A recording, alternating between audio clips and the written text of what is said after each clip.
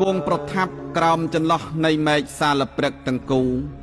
បែរព្រះសិរសាទៅទិសឧត្តរបែរព្រះភ័ក្ត្រទៅទិសខាងលិចត្រាស់ថាតថាគតនឿយហត់ហើយនឹងផ្ទុំហើយក៏ទ្រង់ផ្ទុំជាអនុដ្ឋានស័យយាគឺផ្ទុំហើយមិនក្រោកទៀតទេគឺត្រង់ទីកន្លែងនិព្វានអ្នកវិហារនេះហើយដែលព្រះពុទ្ធបដិមាបរិនិព្វាននេះមានប្រវែង6ម៉ែត្រមួយតឹកកសាងតាំងពីសម័យព្រះបាទធម្មមាសោកទុកជាគ្រឿងសម្គាល់ថាជាទីកន្លែងព្រះសាស្តាចារ្យយាងចូលព្រះបរមនិព្វានដោយអនុបាទិសេសនិព្វានធានគ្រានោះសាលព្រឹកទាំងគូចេញផ្ការីកស្គុះស្គាយខុសរដូវកាលជ្រុះរុះរយចុះមកកាន់ព្រះសរីរៈរបស់ព្រះសម្មាសម្ពុទ្ធបរមគ្រូជាម្ចាស់នៃយើងដើម្បីបូជាផ្កាមន្តិរវៈលំអិតនៃច័ន្ទដែលជារបស់ទិព្វក៏ធ្លាក់ចុះមកពីអាកាសាវិហានុភាល័យដើម្បីបូជាព្រះតថាគតដោតន្ត្រីក៏ជាទិព្វក៏ប្រគំឡើងក្នុងដែនអាកាសដើម្បីបូជាដល់ព្រះពុទ្ធអង្គព្រះមានព្រះភិក្ខជាម្ចាស់ត្រាស់នឹងព្រះអនន្តថាមនាលអនន្តតថាគតបានឈ្មោះថាជាបរិស័ទបូជាដោយគ្រឿងសក្ការៈប្រមាណប៉ុណ្ណេះក៏ទេព្រោះវត្ថុទាំងនេះជាអមិសបូជាគឺជាការបូជាដោយវត្ថុមនាលអនន្តចំណែកអ្នកណាមិនថាជាភិក្ខុនៃឧបាសកឧបាសិកា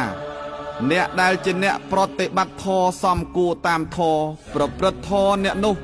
ឈ្មោះថាបានធ្វើសក្ការៈគោរពបូជាចំពោះតថាគតដោយធម្មបូជាដែលជាការបូជាដ៏ឧត្តមឧត្តមគ្រានោះព្រះឧបវាណៈឈរបក់ផ្លិតនៅចំពភៈព្រះអង្គមានព្រះតម្រាស់ថាឲ្យឧបវាណៈកិច្ចចេញ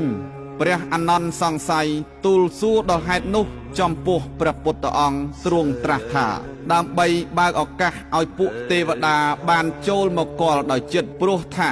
មានទេវតាច្រើនណាស់ដែលចង់ឃើញតថាគតហើយឧបវាណៈភិក្ខុនោះគឺជាអង្គព្រះអរហន្តទេវតាមិនអាចមើលឃើញតថាគតបានទេ